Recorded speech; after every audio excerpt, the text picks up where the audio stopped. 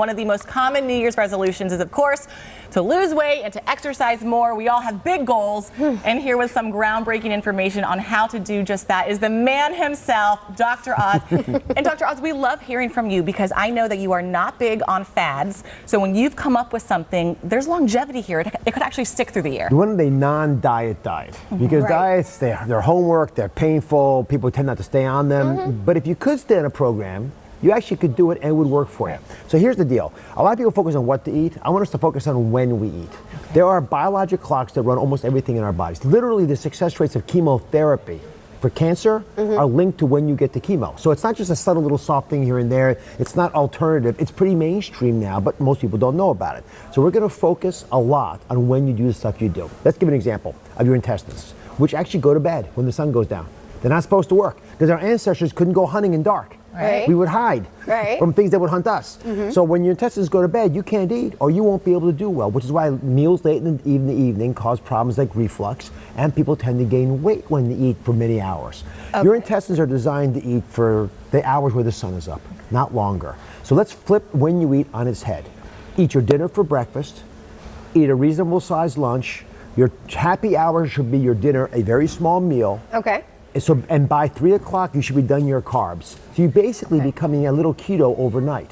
And here's another little hack that might come in handy. The carbs you do eat ought to be cold carbs. And by cold carbs, I mean you make the pasta, you let it cool down, then you eat it. Because starchy foods, potatoes, for example, are basically storing sugar in ways that are accessible to your body. That's why starch was important, because you plant a potato in the wintertime, you can pull it up and eat it.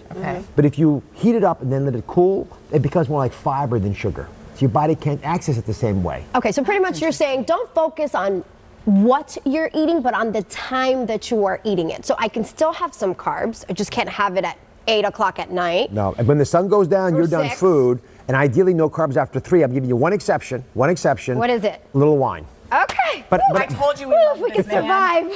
Now, I gotta say, tequila's even better. Tequila's even better. Tequila's got a little agave, right? It's a little sweet anyway. The best beverage, alcoholic beverage to drink, without question, to me, is tequila. It's something that's special, but also it's a little sweet without sugar added. You add a little soda pop to it, not soda pop, soda, water, a little lemon juice, and you're good. Dr. Oz, what is the biggest mistake that people make when it comes to setting these New Year's resolutions when it comes to their health? What do you think is the #1 thing that people do wrong? It's not just my thought, this has been studied. New Year's resolutions, you should know, date back to the Roman times. They're thousands of years old. But if it's not a very precise plan, you're not going to be able to follow it. But precisely made plans do work. The average person who makes a well-designed New Year's resolution will be successful. And they'll be doing it 6 months from now. So let's say you want to lose weight. Okay, exactly what are you going to eat differently? What is your strategy? You need a plan. Hope is not a plan, by the way. It's got to be a real process where you say, okay, I'm going to eat these foods. I'll have a big breakfast. I'm not going to have coffee. You guys get up at the crack of dawn. Right? No, it's the coffee thing.